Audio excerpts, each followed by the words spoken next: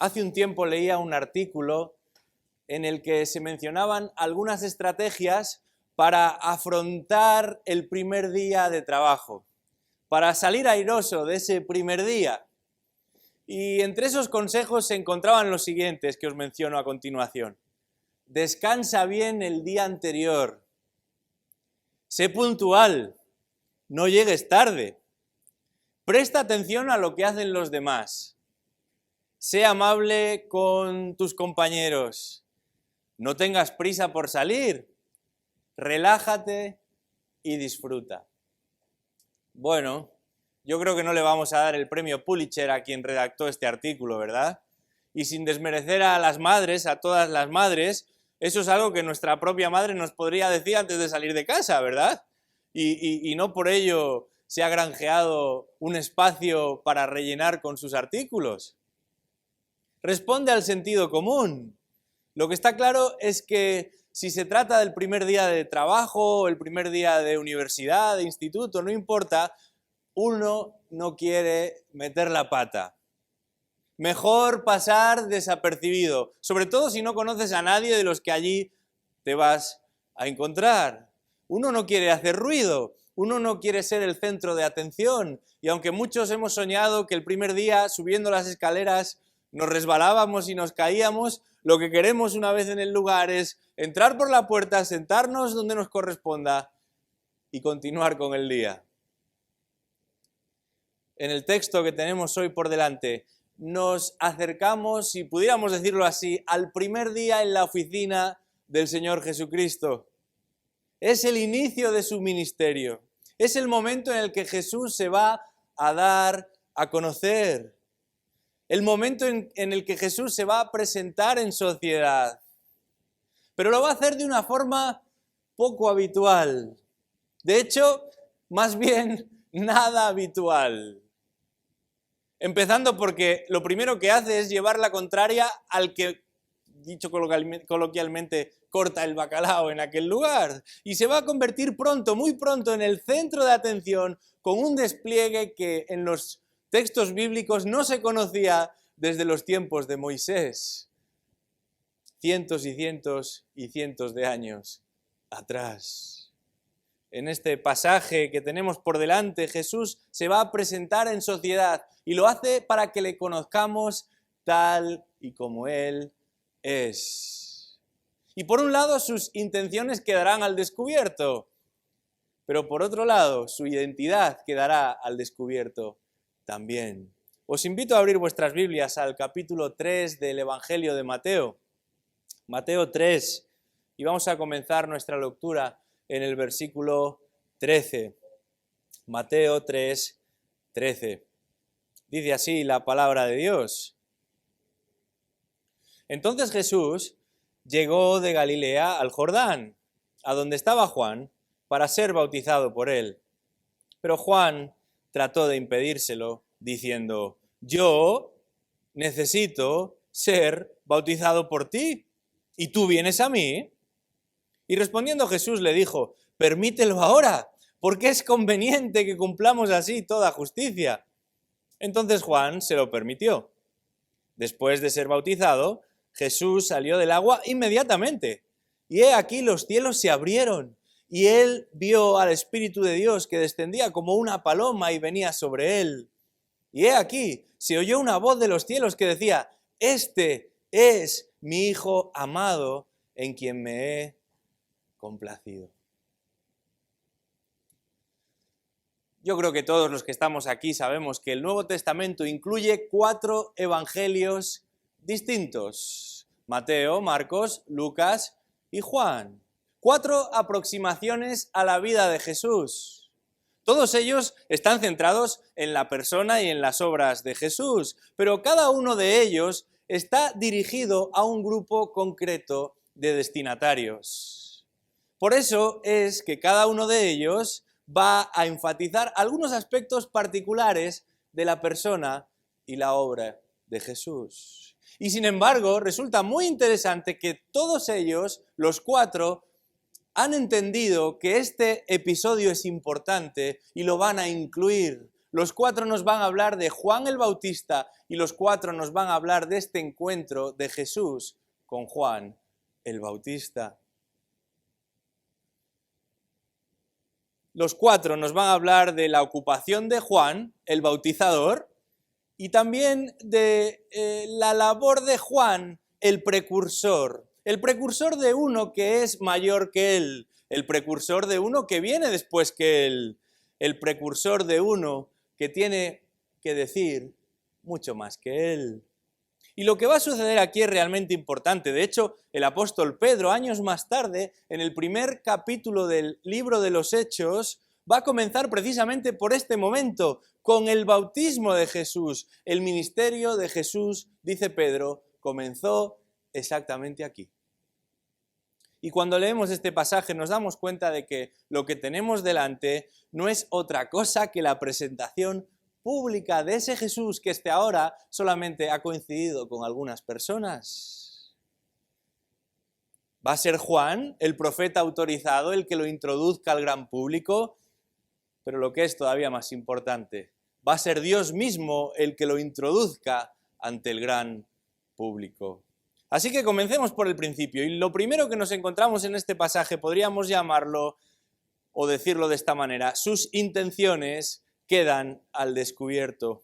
Versículo 13 al 15, porque en esta presentación Jesús se da a conocer y lo primero que observamos es que sus intenciones quedarán al descubierto. Vamos a leer de nuevo desde el versículo 13. Dice ahí que Jesús llegó de Galilea al Jordán, a donde estaba Juan para ser bautizado por él. Pero Juan trató de impedírselo, diciendo, yo necesito ser bautizado por ti y tú vienes a mí. Respondiendo Jesús le dijo, permítelo ahora, porque es conveniente que cumplamos así toda Escritura.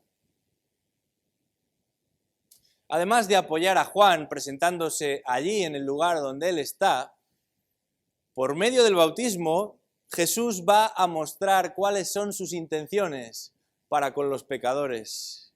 Jesús va a apoyar a Juan en su labor de heraldo, de mensajero, de precursor. Jesús va a apoyar a Juan en cuanto al contenido del mensaje que éste predica. No solo comparte ese mensaje, sino que él mismo lo anunciará también. Pero desde el principio, Jesús va a mostrar un interés particular por los pecadores, identificándose con ellos, pero también ofreciéndose por ellos. El versículo 5 de este mismo capítulo 3 nos cuenta que Juan recibía viajeros de diferentes lugares que se acercaban al desierto para encontrarse con él.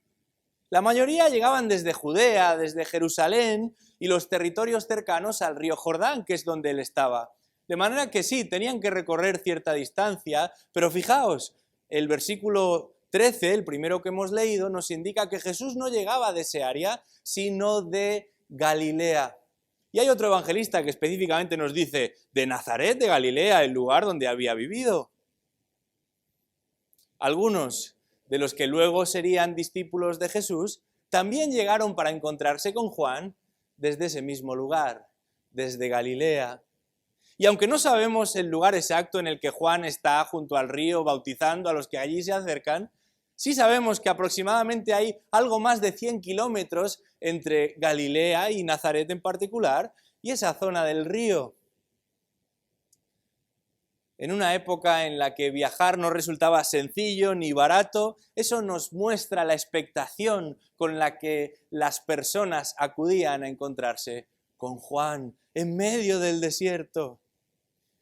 Y sin embargo, Jesús no se presenta allí porque tenga curiosidad como tantos otros. No se acerca simplemente a ver lo que está pasando. Hay una razón concreta que lo ha llevado hasta allí. Y el versículo 13 nos lo confirma. Dice, a donde estaba Juan para ser bautizado por él. Jesús se presenta en ese lugar para ser bautizado. Y sin embargo, después de un viaje largo, atravesando un desierto, no va a resultar tan sencillo que sea bautizado, aunque ya está allí. Dice el texto en los versículos anteriores que Juan no había querido bautizar a los fariseos, ni tampoco a los saduceos. Y ahora dice el texto, en lo que hemos leído hasta el momento, que Juan tampoco quiere bautizar a Jesús. Y uno pensaría, hombre, si usted vive de eso, bautícelos, cuantos más mejor. Además puede decir que tiene ya en nómina a los fariseos, a los saduceos y a este Jesús, que vamos a ver qué es lo que nos puede ofrecer a partir de este momento. Juan no quiere bautizar a los religiosos, ni tampoco a Jesús. Fíjate lo que dice el versículo 14. Juan trató de impedírselo. Y este trató de impedírselo, para nosotros son 3 palabras, pero en el original es una sola. Y se utiliza solamente esta vez en toda la Biblia. Y la idea que conlleva es la de intentar por todos los medios impedir que algo suceda. Los religiosos querían bautizarse, porque en un momento determinado se puso de moda entre las personas con inquietudes espirituales eso de bautizarse. Querían bautizarse porque la mayoría de gente lo estaba haciendo. Querían bautizarse porque no pretendían quedar mal con los que allí estaban. Pero Juan nos dice el texto, en los versículos anteriores, que no está dispuesto a participar de ese paripé, de esa puesta en escena, porque el suyo es un bautismo de arrepentimiento. Se trata de una confesión pública, de un cambio de dirección, de un rechazo de lo anterior y una consagración en la dirección opuesta. Y esto es precisamente porque Juan no quiere bautizar a aquellos religiosos, pero tampoco quiere bautizar a Jesús. A los religiosos sabemos que no quiere bautizarlos porque ellos no tienen ningún interés en arrepentirse. Pero a Jesús no quiere bautizarle porque él no tiene ninguna necesidad de arrepentirse. ¿Cómo iba a bautizarlos? Su bautismo es un bautismo de cambio de vida, de cambio de pensamiento, de cambio de mente. Eso es lo que significa la palabra arrepentirse. Y solo los que se arrepienten debían ser bautizados. Bueno, podemos entender que Juan se encuentra en una situación incómoda. De hecho, Juan le llega a decir a Jesús, yo necesito ser bautizado por ti y tú vienes a mí. ¿En qué sentido necesitaba el bautizador ser bautizado? En el versículo 11 les había dicho a todos los que allí se encontraban que su bautismo era un bautismo de agua, pero el Mesías vendría a bautizar con fuego y con espíritu. Lo que Juan les ofrece es un mero símbolo, un rito que apunta a algo más, pero en última instancia no es un fin en sí mismo. Pero lo que el Mesías les ofrecía era una vida nueva. En el mundo antiguo, el agua se había convertido en un elemento de transición entre la vida y la muerte. Y no sé cuántos de los que estáis aquí estáis familiarizados con las grandes obras de la antigüedad. Hoy en día leemos menos y cada vez menos de lo que se escribió hace mucho tiempo, ¿verdad? Pero uno de los grandes autores de la historia de la literatura no es otro que Homero. Algunos no saben si existió realmente, hay unas discusiones interesantes al respecto, pero se entiende que Homero escribió 2 libros muy significativos, la Ilíada y la Odisea. Y podéis respirar tranquilos porque no volveremos a la clase de literatura habitual en los institutos. Pero en esas obras y en particular en la Odisea, el agua es un elemento constante y lo que representa es que de alguna manera ese agua es una corriente que nos lleva al otro lado, a la otra vida, al más allá. Sin embargo, cuando nos paramos en el texto bíblico y en particular en los evangelios y más concretamente en esos lugares donde se habla de bautismo, el bautismo apunta hacia el inicio, no el final de la travesía. El que se bautiza vuelve a salir del agua. El bautismo representa el morir, pero también el nacer a una nueva vida. Y que yo sepa, nadie que ha entrado en el agua se ha quedado allí. Algunos han luchado un poco con salir, pero finalmente lo han conseguido. de manera simbólica, lo único que se queda dentro del agua son los pecados que uno decide abandonar y dejar atrás, porque lo has depositado todo a los pies del Salvador. Pero uno sale confesando que su vida ya no es la que fue, se ha arrepentido y ahora se aferra al Evangelio para salvación. Y el bautismo es precisamente esto, una representación exterior de algo que ya ha sucedido interiormente. A lo largo de la historia han existido arduos debates acerca de este asunto del bautismo, particularmente entre los propios cristianos, al punto de provocar divisiones, excomuniones y hasta guerra y persecución de unos grupos para con otros. ¿Cuánta agua hace falta? Uno de los motivos de discusión. ¿Un chorrito o una piscina entera? ¿Qué clase de ambiente ha de ser el que usemos para bautizar? ¿Aire libre o a cubierto? ¿Qué capacidad de limpieza tiene esa agua que empleamos para el bautismo? ¿Nos va a quitar el pecado original? ¿Nos va a sacar todos los pecados? ¿O ninguno? Como en todo, para responder a esta y otras preguntas, no tenemos que mirar a ninguna confesión, a ninguna declaración, a ningún dogma particular, a ningún canon, a ningún concilio. Nuestros ojos han de ir directamente a la Escritura. ¿Y qué dice la Escritura con respecto a este acto de bautismo? Bueno, la Escritura, fíjate, en primer lugar nos indica lo relativo al agua que hace falta. Porque Dios nos pide que hagamos algo y nos va a dar las instrucciones para que lo llevemos a cabo. Y en este caso, como de agua se trata el asunto, de agua nos va a hablar el propio Dios en su palabra. Y fíjate, porque la palabra bautizarse significa justamente esto, sumergirse.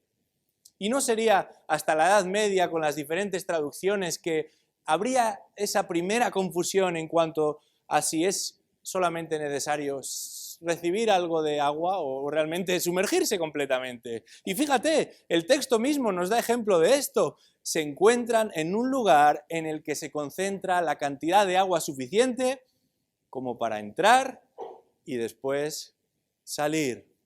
Y Mateo no puede ser más explícito. Fíjate lo que dice el versículo 16. Dice ahí que después de ser bautizado, Jesús salió del agua inmediatamente. Y dice literalmente, subió desde el agua. Y esta palabra subir en el original se utiliza a veces como, o se traduce a veces como ascender, incluso como escalar. Fíjate tú por dónde. De alguna manera está indicando que no simplemente se mojó los pies o se salpicó un poquito, sino que tuvo que emerger desde el interior del agua para volver a la superficie. Había agua. Eso mismo lo observamos en el capítulo 8 de Hechos, cuando ya el bautismo es una práctica habitual entre los cristianos. Fíjate lo que dice el versículo 36 del capítulo 8 de Hechos. Dice ahí que yendo por el camino, llegaron a cierta agua y dijo el eunuco, aquí hay agua. ¿Qué impide que yo sea bautizado, literalmente sumergido? El énfasis es claro, entrar en el agua. Felipe dijo, si crees de todo corazón, bien puedes. Y respondiendo dijo, creo que Jesucristo es el Hijo de Dios. Y mandó parar el carro y descendieron juntos al agua, Felipe y el eunuco, y le bautizó. Cuando subieron del agua, el Espíritu del Señor arrebató a Felipe. Creo que está bastante claro el énfasis del texto en este pasaje, ¿verdad? El agua es un elemento fundamental para el bautismo. Por otro lado, este pasaje también nos arroja luz en cuanto a quiénes han de ser los candidatos al bautismo. Y es claro lo que Juan y lo que Jesús afirman. Se trata de personas arrepentidas. Para que uno afronte este paso, no necesita tener cierto estatus social, no necesita ser rico, ser pobre, ser guapo, ser feo, ser más religioso o menos religioso. No le piden el carnet de identidad a nadie. solo se les hace una pregunta: ¿te has arrepentido de tus pecados? Claro, Jesús no tiene nada de qué arrepentirse. Él mismo ha venido a salvar a los pecadores, pero se identifica con aquellos que sí han de hacerlo. Se bautiza apuntando a quienes ha venido a rescatar. Y el bautismo es la mejor manera de representarlo, porque el bautismo es mucho más que una tradición curiosa. Se trata de una ordenanza, un mandamiento que Jesús mismo demandaría a sus seguidores. Y fíjate si es importante que Jesús a la Iglesia específicamente como conjunto solo va a dar dos ordenanzas: el bautismo y la cena del Señor que hoy celebramos juntos. Antes de ascender a los cielos, Jesús va a dar instrucciones definitivas a sus seguidores. Y entre esas instrucciones está la siguiente. Acompañadme por favor a Mateo capítulo 28. Mateo 28, comenzando en el versículo 16. Dice ahí, Mateo 28, 16.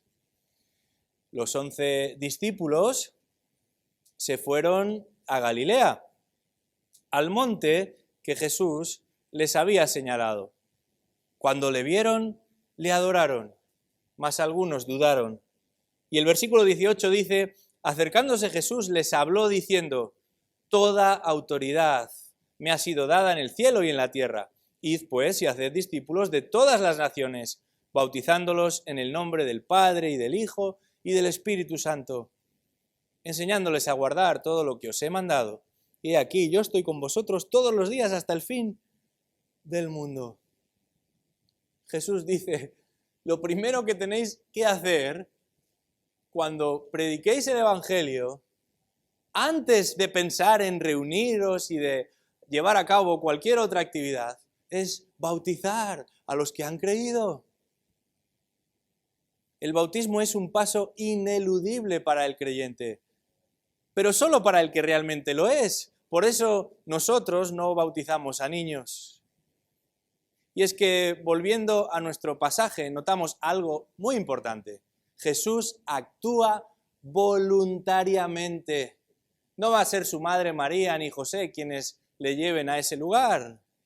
No fue coaccionado para que se bautizara. De hecho, Juan solo bautizaba a los que habían entendido lo que el bautismo significaba. Esto es un tema importante para nosotros hoy. Y es que en la llamada iglesia evangélica con mayúsculas, un concepto tan amplio y a la vez tan diverso, muchas personas han sido bautizadas como respuesta a la emoción que sintieron en un momento determinado. De hecho, en algunos lugares ya tienen el agua lista y si alguno se quiere meter, pues solo se les invita a que pasen al frente. Otros han sido bautizados como resultado de las costumbres familiares. Generación tras generación se ha venido haciendo eso, así que ¿por qué no voy a participar yo también? Otros se han bautizado debido a las presiones de no quedarse excluidos de un grupo. Se va acercando una edad y en las iglesias donde cuentan con un grupo de jóvenes particularmente grande, uno va viendo como uno tras otro, parece que llegado el momento van pasando en fila y surgen las preguntas: oye, ¿y tú cuándo vas a ir? ¿Y tú cuándo te vas a animar? ¿Qué pasa, que tú no quieres hacerlo también?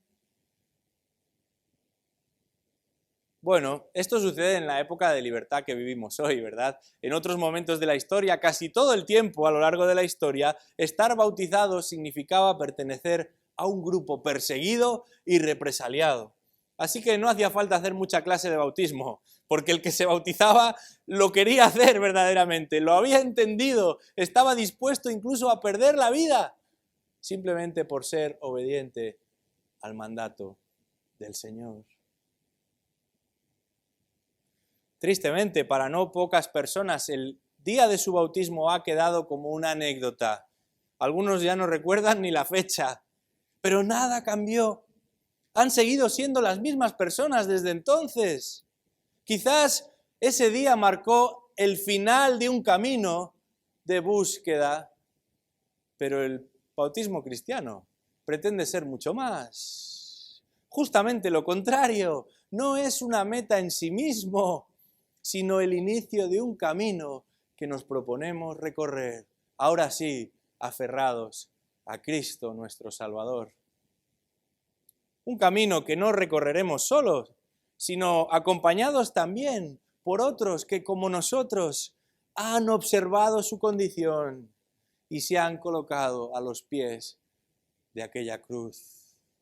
Porque por medio de este símbolo uno no solo se identifica con Cristo, se identifica también con aquellos que siguen a Cristo. De manera que, como dice el libro de los Hechos, eran bautizados e incorporados a la iglesia. Yo te pregunto en esta mañana, si no has sido bautizado, ¿qué es lo que te impide hacerlo? ¿Eres del Señor? ¿Te has arrepentido de tus pecados? ¿Has confiado en Él para salvación? Si es así, no tenemos agua en este momento, pero podemos hablar después. Habrá que buscar la manera, como aquel Felipe con aquel eunuco, de encontrar esa agua y ese día adecuado para que puedas dar testimonio de lo que el Señor ha hecho en tu vida. Yo te pregunto a ti, si es que un día fuiste bautizado, ¿qué ha sucedido desde el día en que diste testimonio públicamente? ¿Verdaderamente te arrepentiste de tus pecados? ¿Verdaderamente abandonaste lo que te caracterizaba hasta ese día y empezaste a caminar en la dirección contraria? ¿Verdaderamente te identificas con Cristo y con aquellos que siguen a Cristo? Porque para eso nos bautizamos. El problema de unos, los que no quieren bautizarse, y de los otros, los que se han bautizado, pero en realidad todo ha seguido igual, es que lo han hecho, claro que sí. Probablemente tenían ciertas inquietudes, por supuesto, pero todavía no han visto al Rey. Quizás han oído hablar de Él, a lo mejor han leído acerca de Él y escuchado acerca de Él también, pero todavía no lo han visto con sus propios ojos y es por eso que no le siguen como deberían.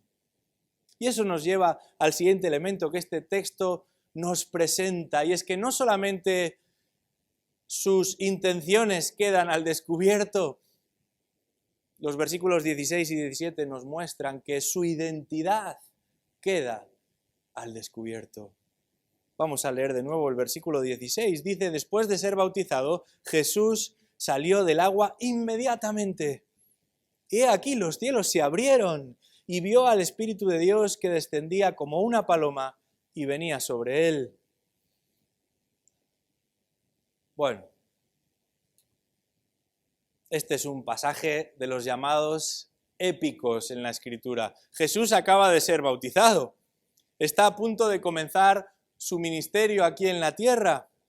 Y observamos cómo va a ser legitimado primero por Juan el Bautista, pero ahora por Dios Padre, por Dios Espíritu Santo. Vemos cómo no solo va a ser legitimado, sino también capacitado por este Espíritu Santo.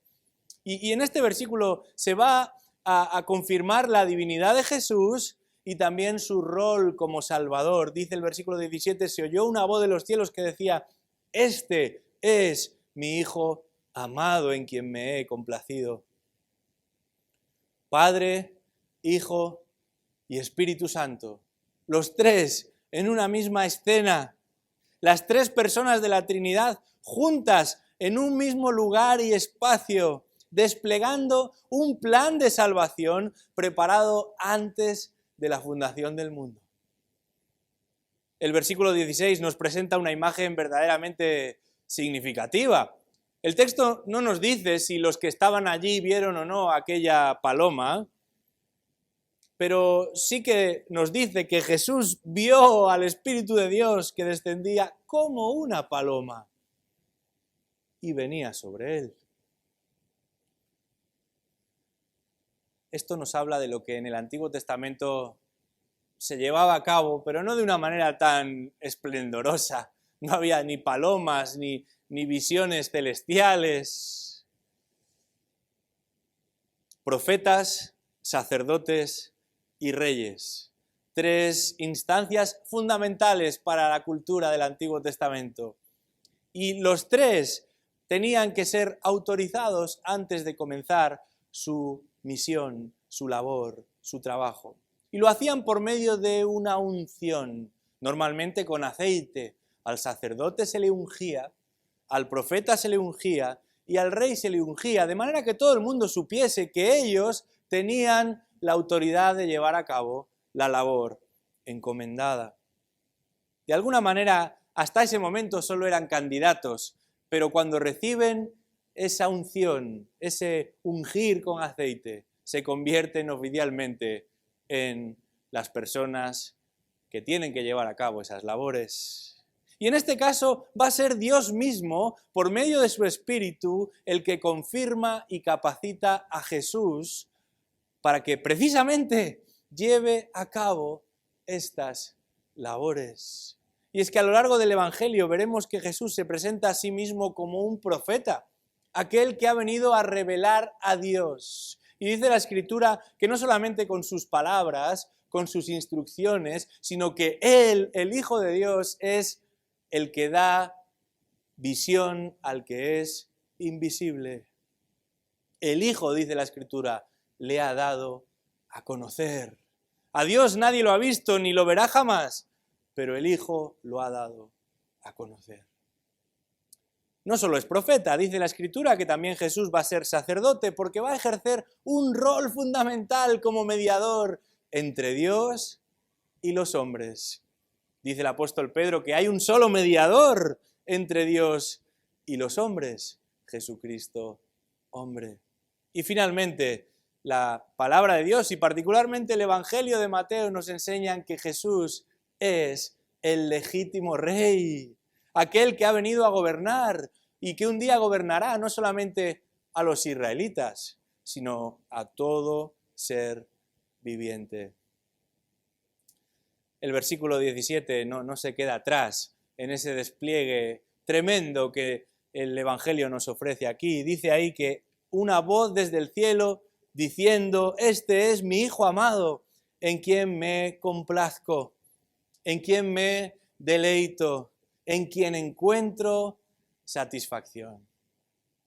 Y Dios se va a citar aquí mismo, a sí mismo aquí. Concretamente va a hacer referencia a 2 versículos del Antiguo Testamento. Por un lado, cita el Salmo 2, cuando dice: este es mi Hijo, y también va a citar a Isaías 42, en él tengo complacencia. De manera que con sus palabras Jesús va a confirmar, o mejor dicho, va a ser confirmado como el Hijo de la promesa, como el Mesías.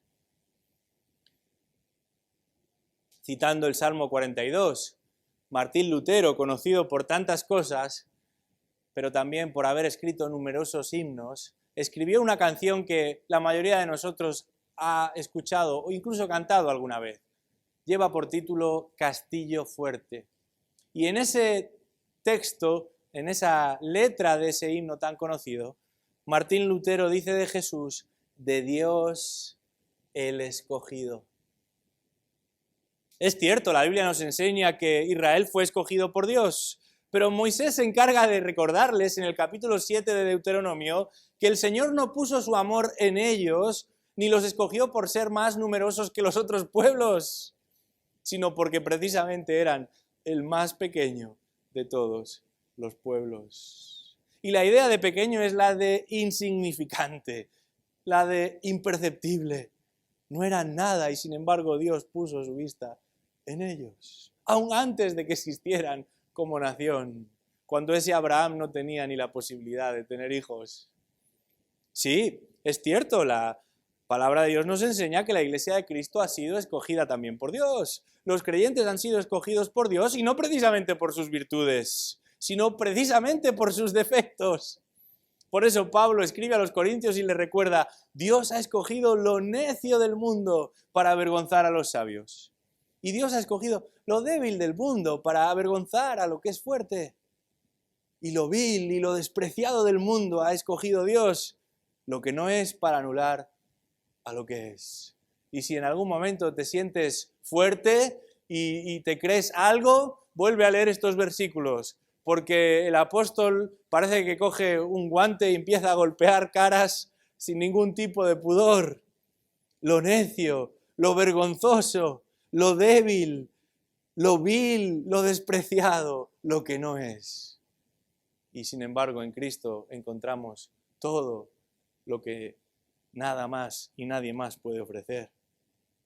Pero cuando la Escritura nos habla de Cristo como ese escogido del Padre, como aquel que Dios ha establecido para llevar a cabo su voluntad, no lo hace en los mismos términos. No le recuerda que no era nada y sin embargo ahora lo tiene todo. Al contrario, a lo largo de la vida podemos llegar a admirar a determinadas personas. Para los niños sus padres son lo máximo, sobre todo cuando son pequeños. Cuando empiezan a crecer, la cosa poco a poco va cambiando. Pero ¿quién no ha tenido admiración en la vida por un deportista, o por un escritor, o por un músico? Y sin embargo, cuando admiramos a alguien, normalmente, antes o después, terminamos por desencantarnos. Quizás porque con el paso del tiempo las habilidades de esa persona van retrocediendo. Yo he visto a gente animar a grandes deportistas, pero cuando se hacen mayores y empiezan a flojear, ¿qué es lo que sucede? Les gritan, les insultan, los descalifican. A esos mismos que el estadio los ovacionaba tiempo atrás, ahora solo están pensando en venderlos y en sacárselos de encima. A veces nos desencantamos porque descubrimos algo que nos desanima en cuanto a esa persona, algo que ha hecho, algo que ha dicho, y perdemos, rebajamos esa admiración. Alguien ha dicho, todos nos tenemos que vestir por la mañana y todos lo hacemos igual, de abajo arriba. Y es que más visible o menos visible, todos tenemos un lado oscuro, algo que nos desacredita, algo que nos avergüenza. Y por eso cuando los que están cerca nos conocen bien, la admiración puede sufrir algo de pérdida, de desgaste, ¿verdad? Sin embargo, esto no va a suceder con la persona de Jesús. Aquí observamos como aquel que le conoce más, su Padre, es quien más lo desea. Aquí observamos que el que ha compartido la eternidad con él, Dios, es quien más lo anhela. Y no puede haber mejor carta de presentación para un primer día en la oficina que Dios mismo recomendando a alguien de esta manera. No hay mayor halago ni mayor alabanza como la que encontramos en este texto, porque el Dios del universo, el eterno soberano, el diseñador y dueño de todo lo que existe, aquel que comprende todo sobre todo, aquel que fija el estándar de lo que es bueno y de lo que es malo y de lo que es mejor, se pronuncia y confirma que no hay nada ni nadie mejor que Jesucristo. No hay nada ni nadie más placentero para Dios. No hay nada ni nadie más satisfactorio para Dios que Jesucristo. Y si Dios se deleita en algo, y si Dios encuentra satisfacción en algo, este texto nos lo confirma, es en su Hijo amado. Y perdonadme que os recuerde, no puede ser de otra forma, porque Dios no puede encontrar satisfacción en algo que sea inferior a Él, que sea peor que Él, que sea menor que Él. Ese Jesús del que nos habla este Evangelio de Mateo no es otro que Dios hecho hombre. Y la Biblia va a hablar de Él en los términos más elevados.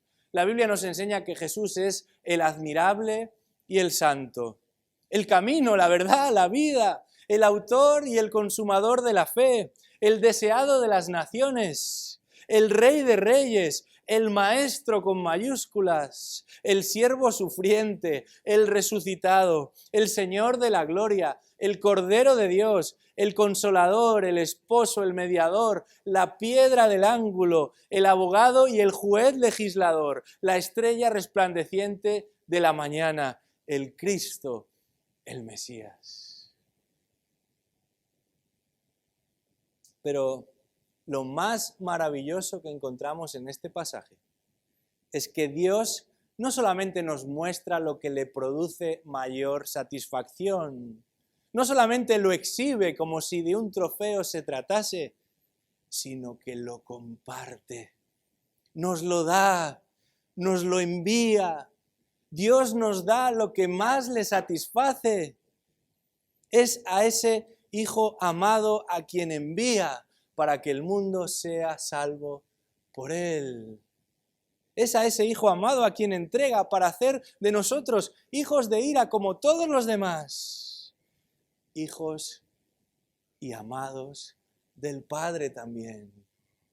Si Dios se deleita en algo y si Dios encuentra satisfacción en algo, es en su Hijo amado, en Cristo Jesús. Y Dios no solo nos lo cuenta, sino que nos lo comparte para que nos enriquezcamos nosotros también. Yo te pregunto en este momento, ¿en qué te deleitas tú? ¿En dónde está tu complacencia?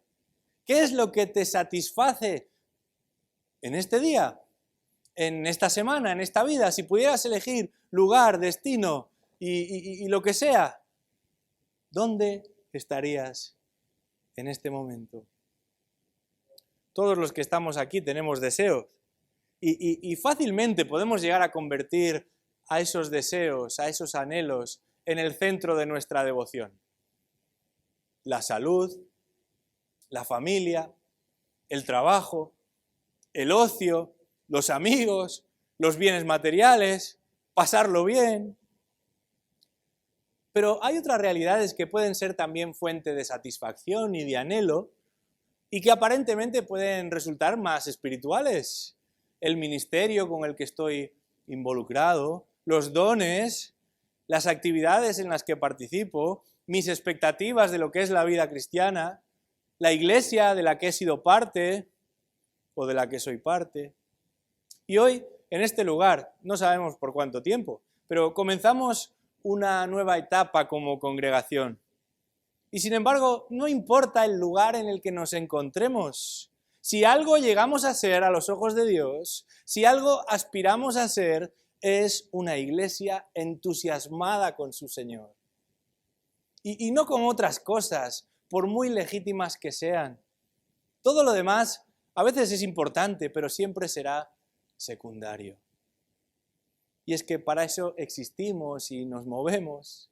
Con esa finalidad fuimos rescatados, con ese propósito fuimos comprados, con ese objetivo Cristo derramó su sangre, para que nosotros también nos sumemos a ese gran coro y podamos decir, esto Dios lo ha hecho para alabanza de su gloria.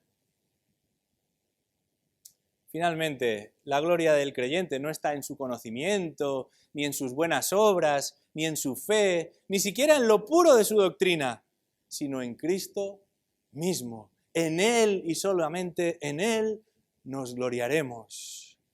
Porque el cristianismo no es una idea, ni una moral concreta, ni siquiera una forma de ver la vida.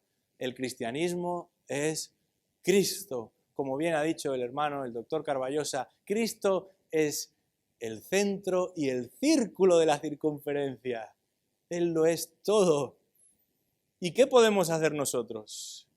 Bueno, en este día quisiera animaros a profundizar en 3 aspectos muy breves, en 3 aspectos que confirman que en el Señor está nuestro deleite. Y al mismo tiempo nos indican el camino para que si realmente no lo es, lo termine siendo. Y lo primero es que crezcamos en nuestro conocimiento de Cristo. Crezcamos en nuestro conocimiento de Cristo. La Biblia nos enseña que todo lo que podemos y debemos saber de Él lo encontramos en sus páginas. El mismo Jesús dice en Juan capítulo 5, escudriñad las Escrituras, porque ellas son las que dan testimonio de mí. Un predicador del siglo XIX, J.C. Ryle, era muy rotundo y escribió lo siguiente: muchos creyentes descuidan la lectura de sus Biblias y éstas tienen tanto polvo que podrían escribir la palabra condenación sobre sus tapas y quedaría grabada sin ninguna dificultad. ¿Queremos conocer a este Cristo? ¿Queremos verle tal y como Él es? Escudriñemos las Escrituras, vayamos al texto, leamos la palabra de Dios. Porque la Escritura es el camino que nos lleva a Cristo. En segundo lugar, si queremos crecer en ese entusiasmo por su persona, lo segundo que debemos hacer es crecer también en nuestra comunión con Cristo. Comunión con Cristo. Es fácil seguir a Jesús cuando lo necesitamos o cuando estamos verdaderamente animados en ello. Pero en una ocasión Jesús le dijo a sus discípulos, en el momento de máxima tensión, de máxima crisis desde que Él comenzara su ministerio, ni una hora habéis podido velar conmigo. Jesús les llega a decir, me decís continuamente que estáis dispuestos a entregar por mí hasta la vida si fuera necesario. Pero está ante nosotros el devenir de la humanidad y ni una hora habéis podido resistir. ¿Qué lugar dedicas a Cristo a lo largo de la semana? En tus oraciones, en tu tiempo devocional.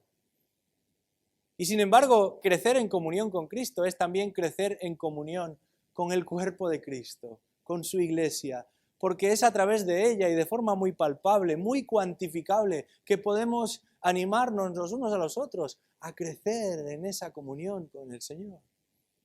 Y es por eso que ahora mismo, hora y media más o menos a la semana, puede resultar para algunos ya demasiado, y sin embargo, debemos buscar la manera de ayudarnos, de animarnos, de apoyarnos los unos a los otros en este crecer en comunión con Cristo.